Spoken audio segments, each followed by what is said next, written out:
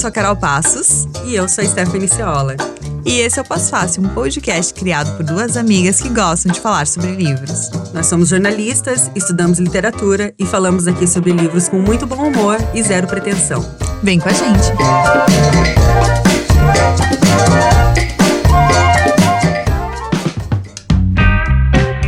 Olá! Antes desse episódio começar, nós temos uma novidade para contar. Agora, 3 editoras maravilhosas são parceiras do Pós-Fácil: a Companhia das Letras, a Boitempo e a Relicário.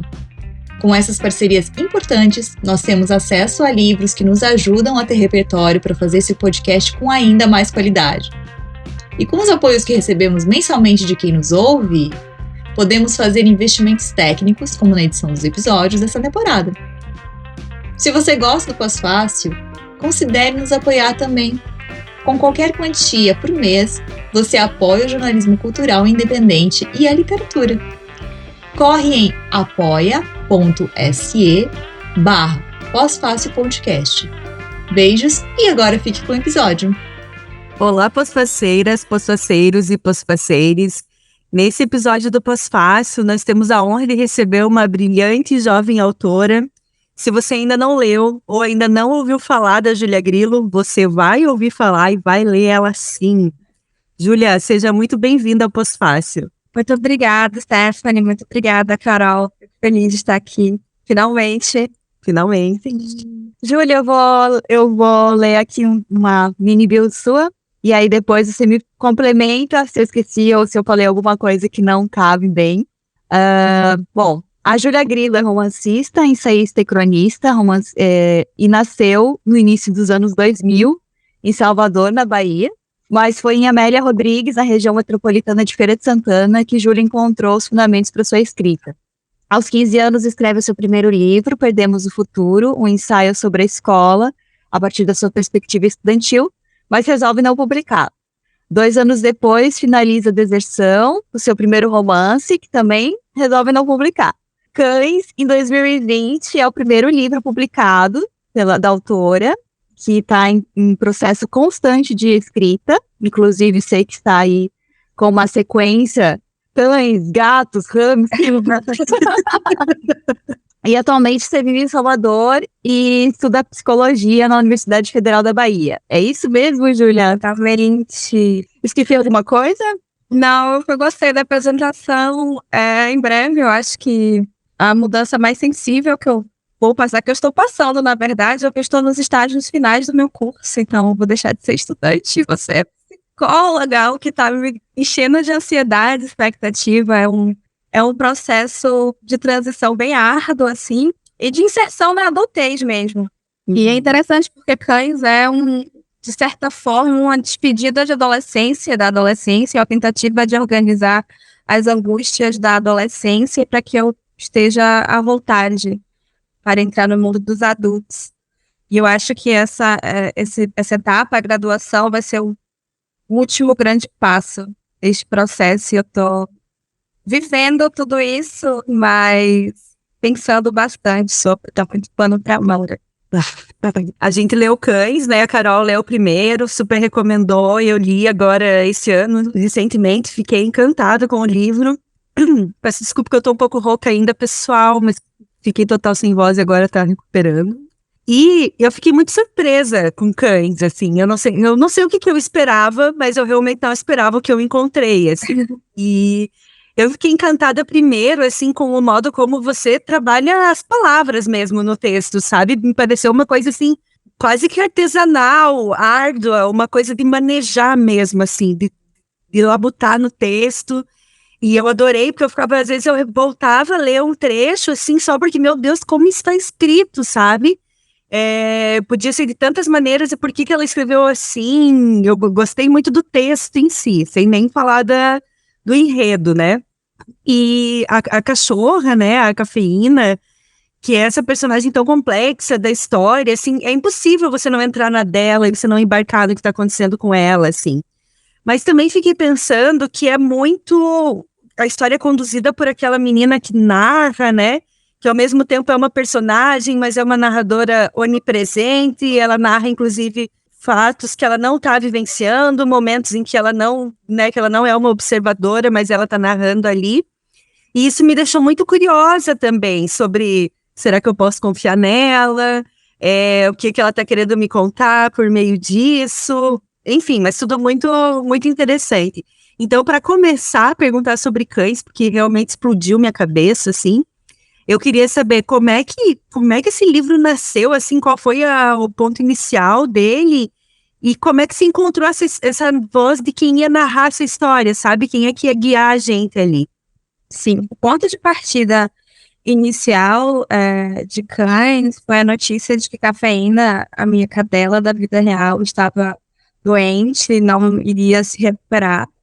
Então eu soube isso e de imediato me dei conta de que eu devia aguardar a morte dela. Eu estava esperando que ela morresse. Não havia intervenção possível. E aí eu fiquei triste. O luto é algo que me mobiliza bastante. Assim, o fim das coisas é algo que me perturba ainda muito.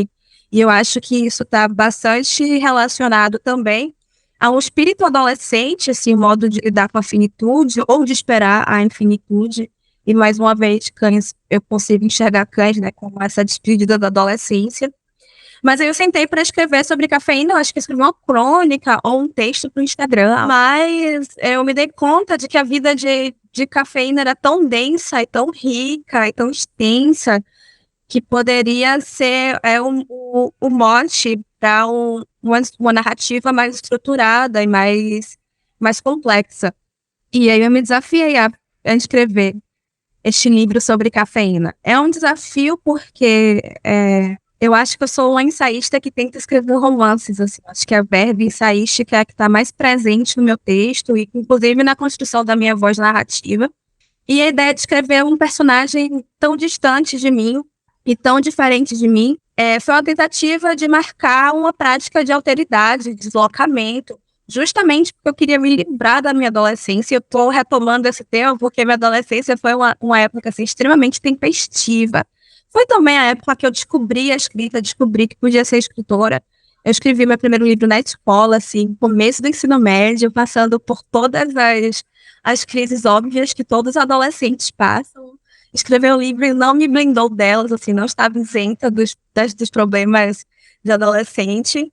E eu sofria bastante porque eu conseguia formular as questões, conseguia perceber a realidade, aprender assim, os problemas da realidade, mas eu não conseguia, não estava instrumentalizada, não tinha recursos para organizar essa realidade. Então eu ficava meio que vendo igual um cachorrinho vendo aquele frango de tal. Esqueci o nome.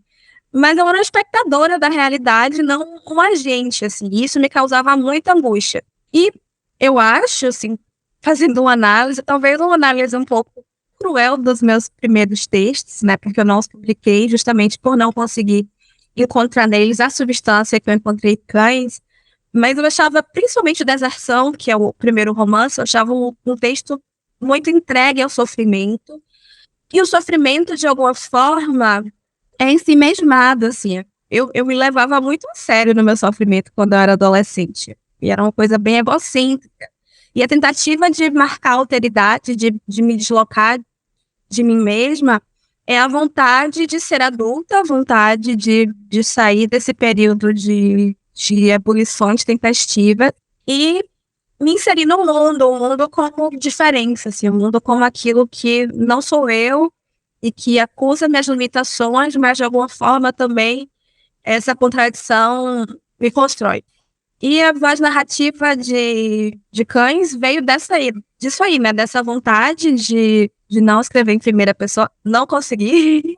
A verve autoficcional também chamou mais forte, mas eu hoje entendo que era importante para a história. E a Stephanie falou algo da onisciência, da onipresença do narrador. E essa foi uma herança da tetralogia napolitana de Helena Ferrante, que é narrada por Lenu, né? Lenu sabe de tudo que acontece com todos os personagens, e são muitos personagens em muitas cidades, em muitos contextos, e eu acho isso interessantíssimo porque justamente põe em questão a confiabilidade do seu narrar e das suas afirmações. E não por coincidência, o primeiro grande livro assim, que me marcou na minha formação como leitora e como escritora, até a ponto de ser uma revolução copernicana, assim, que muda tudo que veio antes e tudo que virá depois, foi Dom Casmurro, que eu li na escola. E Bentinho também não é um narrador muito confiável, né? E eu acho isso interessante, porque como estudante de psicologia, como investigadora da psique humana e dos processos psicológicos, como percepção, por exemplo, é interessante analisar como as pessoas se inserem no mundo, como elas percebem o mundo, como elas qualificam este mundo de maneira muito verossímil, mas essa verossimilhança nem sempre se sustenta, assim, sabe? Eu acho interessante a contradição de você enxergar o mundo em primeira pessoa e tentar advogar pela sua visão. Júlia, eu li uma entrevista sua que você comenta que em Cães tem também a ver com teu ingresso na faculdade de psicologia, né, que tem um pouquinho de psicanálise, e também que foi o primeiro livro que eu percebi assim nessa entrevista que você comentou que tinha uma insegurança de misturar, que você queria ter um conhecimento técnico, científico para escrever um livro, né? E aí eu queria saber se você ainda se preocupa muito com isso, se isso ainda é uma preocupação depois de você ter publicado o Cães, e até assim, no que mudou, né, agora que você já vai fazer 3 anos que foi publicado, né, o livro, então o que mudou, assim, nesse sentido? Sim. Nossa, eu morria de medo da minha ex-orientadora ler Cães, cara, eu escondi dela de todas as formas possíveis, porque o rigor acadêmico e o rigor da filosofia, sobretudo, que é a área pela qual mais me interessa, me assustam bastante, assim, eu achava que a arte, que a literatura tinha uma fragilidade que não davam conta de apreender e descrever a realidade. E agora também que eu estou transitando para profissionalização e estou passando a assumir o papel de psicóloga, eu estava retomando alguns dos conflitos que eu tive durante a minha graduação. E eu lembro com muita clareza, assim, do momento que eu me dei conta de que eu lia mais literatura do que artigos científicos na faculdade. Isso fez com que eu me sentisse péssima, assim, como se eu não fosse capaz de estar no mundo de verdade, o mundo dos adultos, que é esse mundo cheio de instrumentos e técnicas e objetividades. E eu via a distinção entre arte, ciência e filosofia de maneira meio hierárquica, como se a filosofia estivesse acima como uma regente do conhecimento e a ciência viesse atrás para sedimentar a nossa relação com o mundo e com a verdade. E isso me deixava insegura. E talvez o que tenha mudado é que eu não mais estabeleço assim de maneira hierárquica essa distinção entre arte, filosofia e ciência. Obviamente, cada uma das três tem objetivos muito particulares, muito singulares e se propõe a métodos também que correspondem a essa singularidade, mas hoje eu me dou conta que é através da literatura que eu faço psicologia com mais rigor. E as minhas inseguranças, assim, de ser uma péssima psicóloga, elas estão caindo por terra, porque eu reconheço também que a formação técnica, de alguma forma, é uma formação subjetiva, ela vai nos instrumentalizando para que sejamos sujeitos de maneira mais capciosa e mais atenta, mais sensível também, que é uma ideia, inclusive, Foucaultiana. E, bem, faz quase 3 anos que eu publiquei Cães, né, e eu pensei bastante sobre isso quando vocês me convidaram, porque depois do período de publicação, aquele boom, aquele engajamento em que eu estou bastante entretida no processo de falar sobre o livro, de comentar, de participar de programas, entrevistas e tal, e faz um tempo que eu não faço isso, né? E eu fiquei um pouco receosa, assim, falar, meu Deus, eu nem lembro mais o que eu escrevi, como é que eu vou falar sobre o livro? E isso me fez pensar nos livros que eu não publiquei. Porque os livros que eu não publiquei, assim, no meu afã adolescente, na minha pressa adolescente, eles tinham um prazo de validade muito rápido. Eu escrevia e 3 meses depois eu ia ler aquilo e não conseguia, porque me deixava profundamente angustiada. Eu não conseguia mais me identificar com o texto, não conseguia me relacionar com o texto e aí eu desistia de publicar. E quando eu comecei a escrever Cães, eu tive que firmar um pacto comigo mesmo e falar, cara, foda-se, você vai publicar isso aí, não importa o resultado, não desista. E eu lembro que eu cheguei para um amigo meu, que é escritor também, aí eu falei assim, Max, olha, eu te cedo os direitos autorais do livro que eu estou escrevendo agora. Se eu não publicar, você vai publicar por mim, porque isso precisa sair. Eu fiz esse acordo, né, mais rigoroso, porque eu tinha medo de me distanciar do texto e acabar recusando ele. Mas hoje eu vejo que, nesses últimos 2 anos e meio, desde a publicação de Cães, eu vejo que esse afastamento, ele me permitiu que o livro se atualizasse para mim e que eu me atualizasse para o livro. Então estou tendo uma relação menos cruel, assim, comigo mesma e com o que eu escrevi, que eu também acho que seja parte desse processo de amadurecimento e de inserção na vida adulta. Quando a gente é adolescente, a gente muda muito rápido, né? Um adolescente se dá, assim, de um modo geral, sei lá, dos 11, 12 anos aos 19, o núcleo mais juvenil, assim, dos 13 aos 16, 17 anos, é um tempo muito pequeno. Mas se você parar para comparar quem você era aos 13 anos, de quem você era aos 14 ou aos 15, é muito diferente. E a gente vai mudando muito rápido, e como um inseto que troca não é carapuça, né? O exoesqueleto. E vai encontrar outra roupinha, a gente vai mudando e recusando o que era antes. E eu tinha essa relação muito violenta com as minhas transformações. E agora que passou-se tanto tempo desde a publicação de Cães, eu acho que eu, surpreendentemente, enxergo com mais carinho, assim. Porque a literatura, ela tem os livros têm um tempo próprio, né? Se a gente pensar em termos de indústria, de mercado, de consumo, uma música, ela tem um período de vida relativamente menor do que os livros.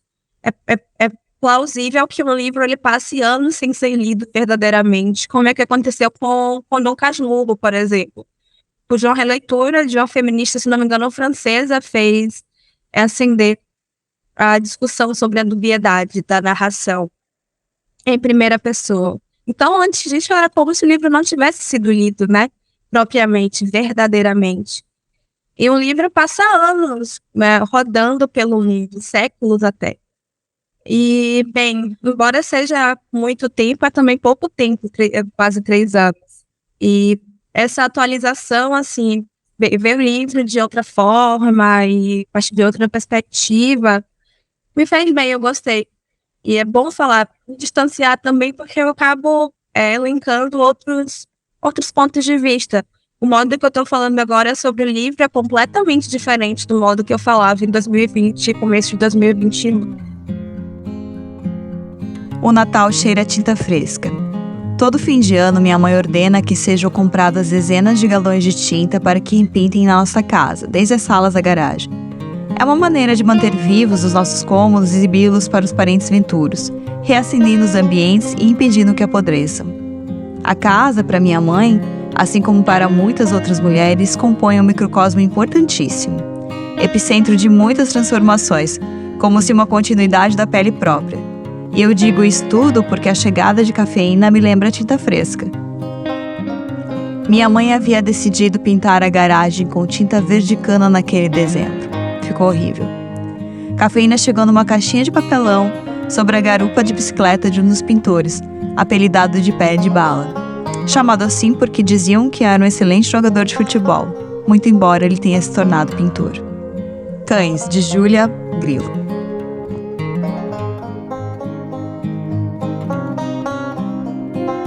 E Cães tem muitas camadas, né? Assim, tem a história linear ali do jeito que a gente conhece, como a cafeína chega na casa daquela família, as relações que se dão ali, e por si só essa já é uma camada muito interessante, né?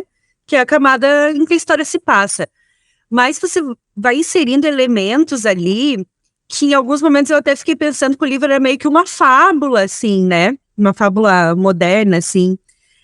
No sentido de ter uma certa moral trabalhada ali nele, e outros aspectos também, como, por exemplo, questões raciais, questões de gênero, né, sobre o patriarcado, e aí você vê isso inserido no jeito como uma cachorra está vivendo, né, e isso acaba sendo muito interessante também, porque em geral, a gente espera que esse tipo de debate se dê em outro tipo de relação. e não naquela relação que se estabelece ali em Cães. E aí eu queria saber sobre isso, assim, bom, quando começou a conduzir essa história, esses elementos eram algo que você já pensava em trabalhar num romance ou não? Eles foram surgindo naturalmente ali, né? Falar de raça, falar de classe, falar de gênero. Como que isso foi surgindo para você? Eu acho que isso aconteceu pelas duas vias que você me trouxe, assim. Primeiro porque eu comecei a falar sobre cafeína, e para falar de cafeína eu precisava falar do contexto que ela estava inserida, e para falar do contexto que ela estava inserida eu precisava falar da minha família, e para falar da minha família eu precisava falar das relações familiares, e para falar das relações familiares eu precisava falar do Brasil. Então aconteceu inevitavelmente, assim, foi surgindo, aparecendo durante o processo de escrita, mas também aconteceu de acordo com a vontade minha de descrever o zeitgeist, sabe? De dar conta da realidade, dos temas que estavam em voga, dos debates que me circundavam.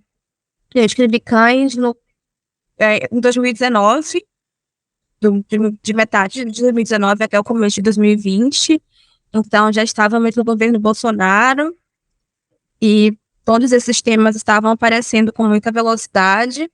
E na própria universidade, assim, no cotidiano estudantil, acadêmico, essas discussões não deixavam de surgir. E eu pensei que eu deveria, de alguma forma, dignificá-las, assim, honrá-las e inseri-las no texto. E sobre a fábula, isso é muito interessante, porque como boa criança cristã, eu fui educada a partir de fábulas, e eu acho que isso marca bastante, assim, a minha relação com a escrita, que começa porque meu pai me narrava histórias antes de dormir, eu adorava, achava fascinante. Eu dormia feito um bebê quando ele me contava essas histórias, e um livro que foi fundamental, assim, nesse processo e para minha formação, foi um livro de fábulas clássicas, de Esopo, outros autores que tentavam remontar a moral cristã. E, enfim, eu não sou mais cristã hoje, mas continuo sendo. É contraditório tentar se livrar desse Brasil que nos funda. E eu também disse que surge Cães, né? O modo que Cães aparece vem dessa contradição entre tentar se deslocar de uma cultura que é muito pregnante, muito predominante, e tentar sair dela, através dela, a partir dela, enquanto se está nela. Embora eu tenha, né, abdicado de boa parte da ética cristã, ela permanece fundamental no modo que eu me insiro no mundo. Inclusive, eu estou lendo a Bíblia agora para tentar escrever um novo livro, assim, tentar reconhecer os fundamentos dessa cultura. Interessante. E assim, foi teu primeiro livro, né, que tu decidiu publicar, né? Assim, fez esse pacto com você mesma de que seria publicado. E foi um sucesso, né, Julia? Vamos combinar, assim, né? Tem ali A Orelha, escrita pela Laerte. Esses dias eu vi o Itamar Vieira Júnior recomendando o livro, né? Super bem falado. Volta e meia alguém sugere ele aqui no Pós-Fácil. E é um livro incrível, assim. E você lançou ele super jovem. A gente acompanha você nas redes sociais, sabe que você está escrevendo. Mas eu queria saber como é que se rola uma pressão ou se rola um incentivo quando você larga tão bem, sabe? Tipo, de largada veio Cães, já de cara, né, esse baita livro, assim. Como que é para você lidar com isso, sabe? Até no processo de escrita dos próximos, né? Como é que você lida com isso? Nossa, tá sendo bastante difícil escrever este livro que eu estou escrevendo agora, não porque eu quero dar continuidade a Cães, mas justamente porque eu não quero repeti-lo. Eu acho que é muito fácil que nós escritores caiamos nessa repetição, porque, assim, do ponto de vista da psicanálise, se a gente pensar a literatura como meio de elaboração, a elaboração é antecedida pela repetição, né? A gente fica geralmente batendo na mesma tecla, dando voltas ao redor do mesmo tema, até que a gente consiga amadurecê-lo e nomeá-lo, expressá-lo de maneira mais organizada. E, bem, o Garcia Marques, que é um autor que eu gosto muito, ele afirmava que um autor geralmente passa a vida toda escrevendo o mesmo livro, né? Mas eu não quero escrever Cães porque Cães já está escrito. E isso tá me deixando meio paranoica até, tô ficando meio bitolada, assim. o meu processo de edição e de revisão, ele tá marcado por muita autocensura. E eu tô insegura, mas ao mesmo tempo eu tô feliz por perceber que eu estou me distanciando, assim, do modo que eu queria me distanciar. E eu já tô, assim, na segunda metade da construção deste livro novo. E eu percebi agora que eu passei a primeira metade, mais do que escrevendo, eu tava traçando um mapa, sabe? E eu fico feliz, porque eu tinha alguns objetivos de escrita antes de começar a escrever, como, por exemplo, definitivamente não fazer autoficção. Não fazer autoficção. E eu não sei se isso é verdade ou se é apenas loucura da minha cabeça. Eu tenho a impressão de que autoficção para as instituições literárias, para o cânone, é considerado um tipo de literatura menor, coisa de mulherzinha, sabe? Embora os homens façam autoficção há bastante tempo, ou talvez quase toda a literatura ocidental. Daí eles dizem que não, é só você dizer que não. Diz que não é. Faz e diz que não é. Tem que me passar de louca, né? E assim, Agora eu tô tipo, eu vou escrever um livro com vários personagens e um contexto super elaborado. E isso tem a ver com a minha formação em psicologia também, porque eu acho que eu sempre gostei mais de construir personagens do que de contar histórias.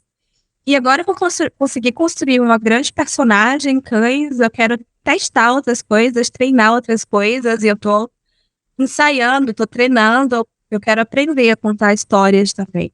E eu espero que este livro novo consiga concatenar essas duas dimensões. A Júlia, eu ia comentar, você falou que, né, quando a gente convidou você, você pensou assim, como é que eu vou falar sobre o livro e tal, e eu queria saber, assim, agora, né, tipo, a gente chamou você para conversar sobre cães, eu sei que tá escrevendo, tem um prazo, que você precisa terminar esse livro que você está escrevendo, que você está sofrendo com esse prazo, e se tá te ajudando relembrar agora, ou se relembrar de cães está sendo mais problemático ainda agora, nesse momento de criação que você tá tão correndo para entregar esse livro, sabe?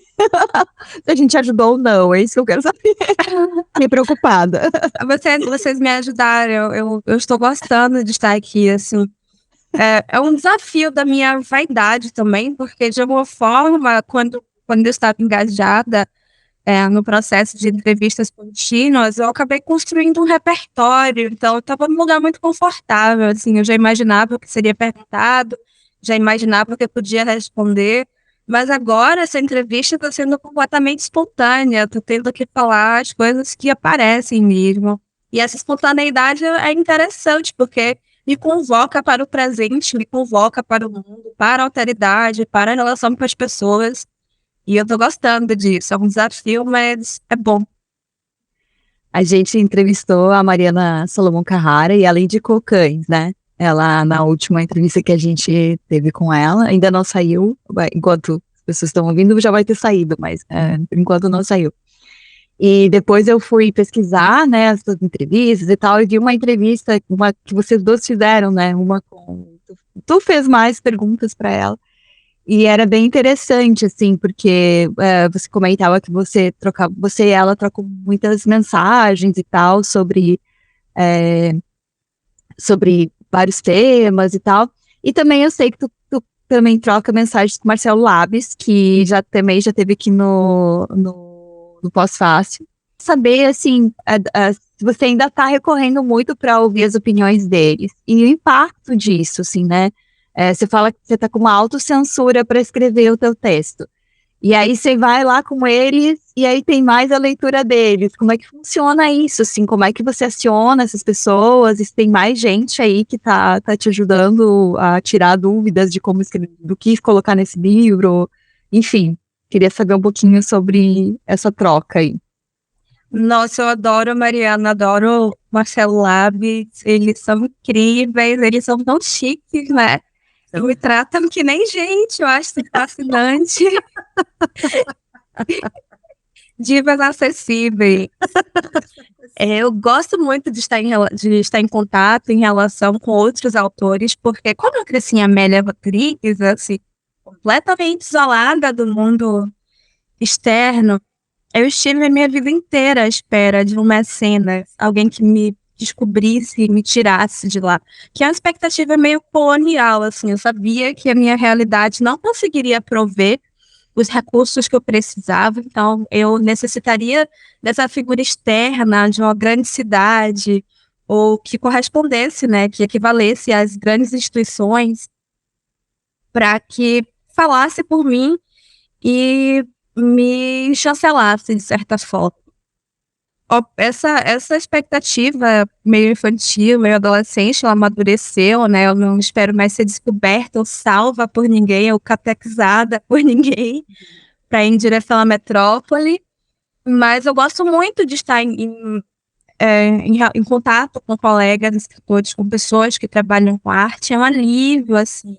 O sentimento de inadequação que eu posso sentir às vezes, ele se dissolve diante disso, porque a presença dessas pessoas, ela indica para mim que tá tudo bem ser do modo que eu sou, tá tudo bem escrever livros, tá tudo bem passar os perrengues de escritora, tá tudo bem alimentar as crises que são próprias de um processo de criação literária.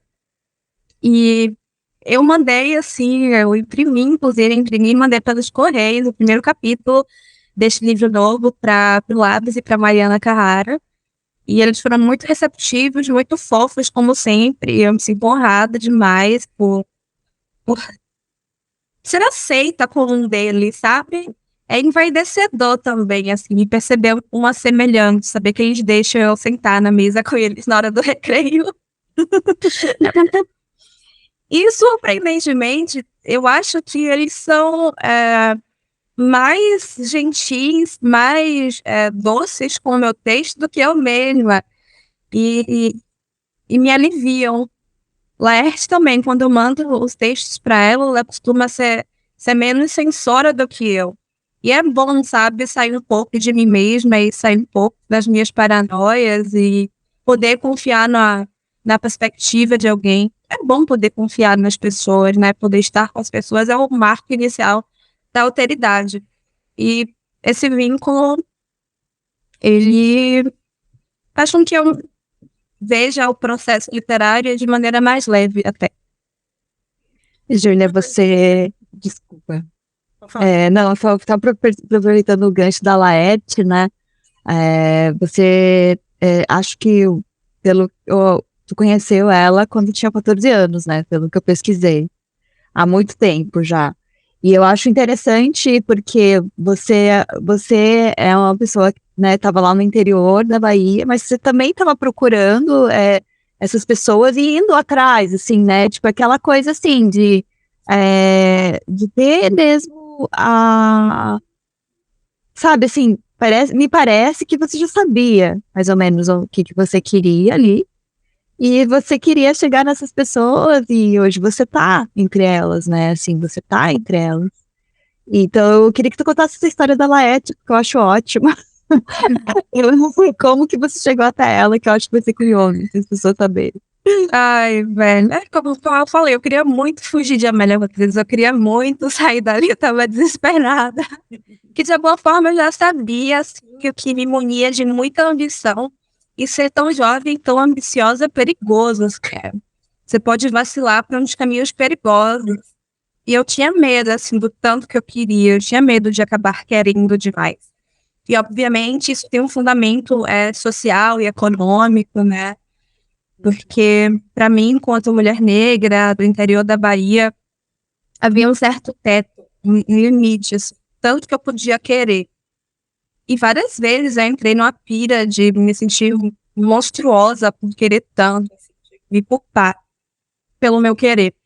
E eu conheci Laerte através de um Montanaro, porque eu descobri que ele tinha sido contratado pela Folha de São Paulo quando ele tinha 14 anos. E na época eu tinha 14 anos. Eu falei, nossa, que incrível, vou falar com ele.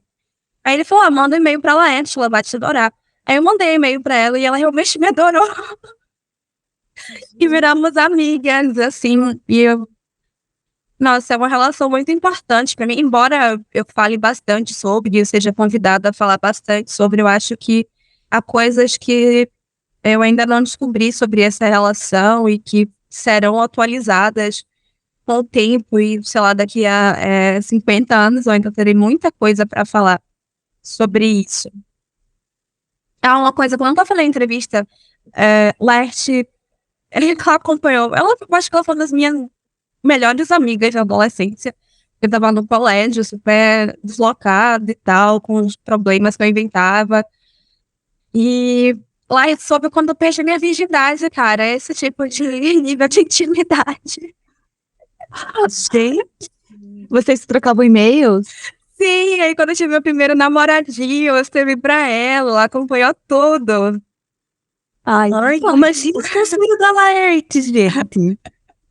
Ai, mas eu amo que tem aquelas teorias dos 7 degraus que nos separam de alguém que você quer muito conhecer, né? Tipo, eu tô só. Agora eu penso a Júlia, eu tô só a 1 degrau da Laerte, cara. É muito assim. Tipo, pô, que momento. Acho lindo. E bem na linha disso que a Carol puxou também, eu tava lembrando quando o Torturado bombou horrores, assim, né? E aí eu gostei bastante, estava ouvindo várias entrevistas do Itamar Vieira Júnior, e teve uma que ele deu para 451, em que ele falava sobre a pressão de ele ser um autor do eixo Rio-São Paulo, dele se mudar para lá, né, e publicar por lá, porque só assim ele teria acesso a grandes editoras e tudo mais. E ele falou muito sobre regionalismo, por exemplo, né, que é uma característica que se atribui ao Torturado, que não pode se atribuir a Cães, por exemplo, né. Mas ele falando assim, ele questiona muito o que é o regional. Ah, então o regional é tudo aquilo que é publicado fora do eixo Rio-São Paulo. Mas para ele não é, porque para ele a Bahia é o centro dele. Então ele está escrevendo a partir do centro e não da margem, não da periferia. E teve assim, achei bem interessante a discussão que ele trouxe nesse sentido. E eu queria saber como é que isso pega para você, sabe? E se rola de fato uma pressão de que, olha, Júlia, para tu continuar publicando, para tu poder publicar muito por grandes editores, você tem que se mudar para São Paulo, você tem que sair de Salvador, você tem que fazer tal coisa. Como é que é essa conversa, assim, nos bastidores? Rola isso ou é muito também, sei lá, muito do senso comum, né? Olha, eu ainda não cheguei nessa fase, assim, eu não fui objetivamente suscitada a me deslocar a São Paulo, mas essa mitologia é persistente e permanece presente em várias dimensões do processo de publicação, porque é uma mitologia que tem ecos muito profundos, né? Eu lembro muito do Êxodo, eu lembro muito do processo de transição de vários povos nordestinos para São Paulo, para Brasília. Lembro muito também dos tropicalistas, né, cujo modo de existir são ainda uma grande referência para mim. E eu acho que eu sou eticamente tropicalista, e talvez seja por isso que eu me comporto da maneira que eu me comporto e expresse a minha juventude da maneira que eu a expresso. E essa passagem para São Paulo, ela é marcada por todas essas histórias, todas essas imagens, essas representações, narrativas. E eu fui para São Paulo pela primeira vez porque eu queria me inserir nessa narrativa também, queria participar dessa história, queria descobrir como era lá.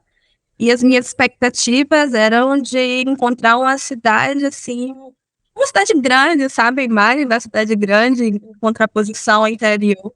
Mas até que foi bem normal, assim, eu acho que a coisa mais contemporâneas na Bahia do que em São Paulo. Acho que é muito mais novidade na minha lida na cena artística soteropolitana e baiana do que eu encontrei em São Paulo. Eu também não gosto muito do título de fazer literatura regional, recuso esse título veementemente.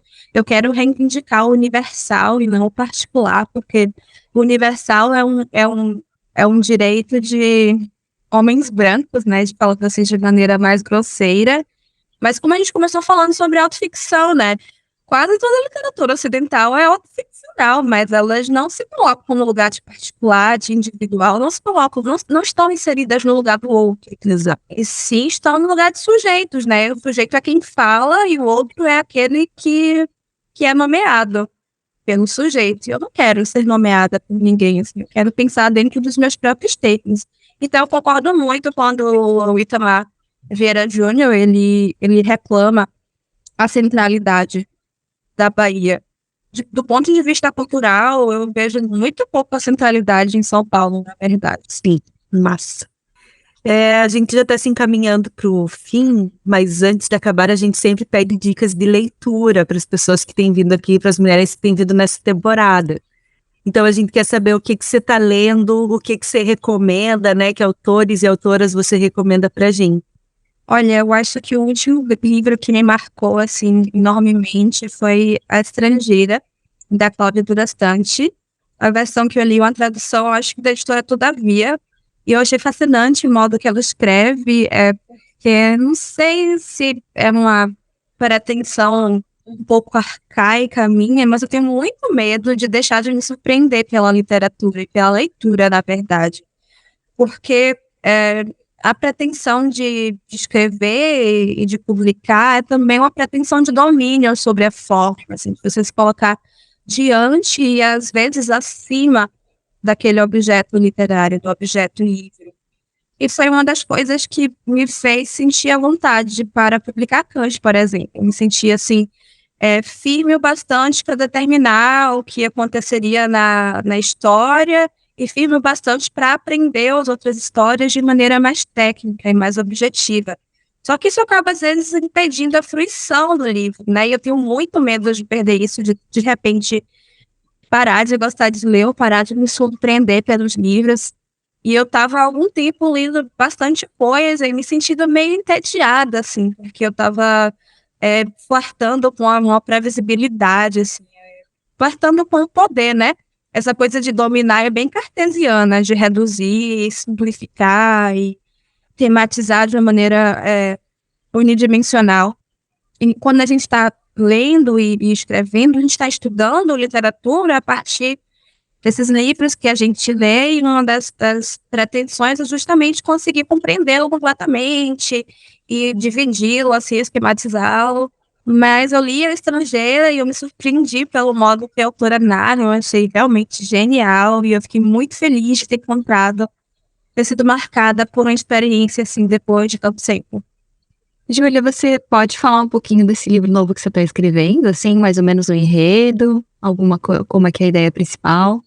O ponto de partida deste livro é escrever sobre a guerra, qual delas todas, ou o que elas têm em comum, que há de essencial nas guerras, enquanto contradição mesmo, enquanto fundamento da existência humana, se deixa pensar a própria alteridade, que é um tema sendo recorrente aqui na conversa, né? Eu acho que você tem essa palavra umas 10 vezes, acho que um jargão já, mas a própria alteridade ela é marcada pela contradição. Se a gente for pensar a dialética hegeliana, há uma tese e uma antítese, e a partir disso que surge a síntese, e essa é a gênese do movimento e da dialética. E, bem, uma das minhas primeiras experiências intelectuais, ao menos a experiência intelectual da qual me lembro, assim, foi a descoberta do Holocausto, quando eu tinha 9 anos. Foi chocante, aterrorizante e me marcou profundamente. Eu era a 4ª série, eu acho, talvez no primário. Aí a professora falou assim, vamos fazer uma tarde de cinema, vou passar um filme pra vocês. Aí a gente chegou lá, né, um monte de criança, e ela passou o menino do pijama listrado. E saímos todos horrorizados da sessão.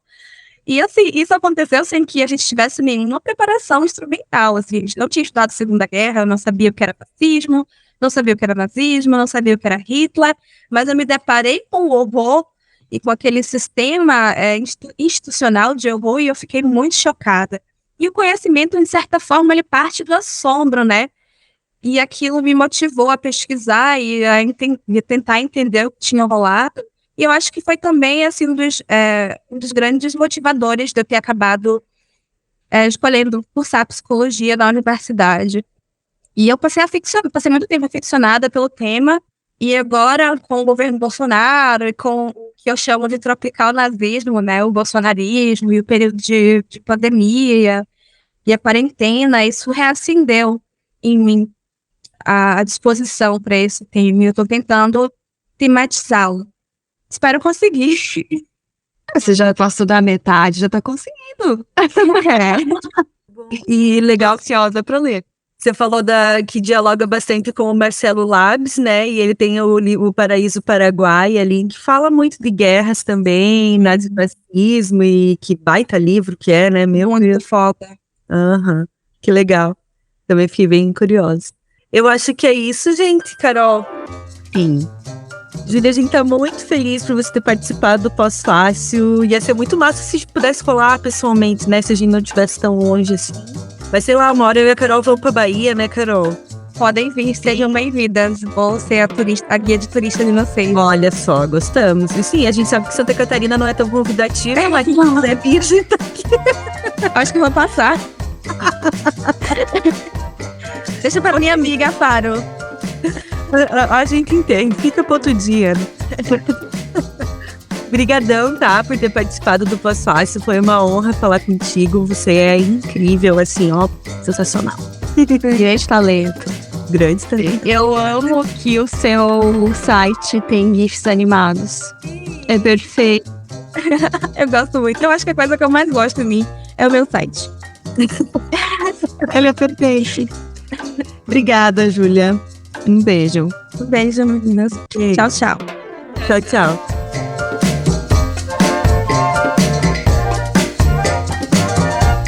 O roteiro, a apresentação e a produção do Pós-Fácil Podcast são de Caroline Passos e Stephanie Ceola. A edição é feita pelo nosso grande parceiro, Isaac Varzim. A identidade visual do Pós-Fácil foi criada por Ângela Prestes. As nossas fotos produzidas foram feitas pelos fotógrafos Bettina Almeres e Marco Fávero, assim como o vídeo de divulgação do Pós-Fácil. Nosso Media Kit foi feito pelo Douglas Amorim, da Patropi Comunicação.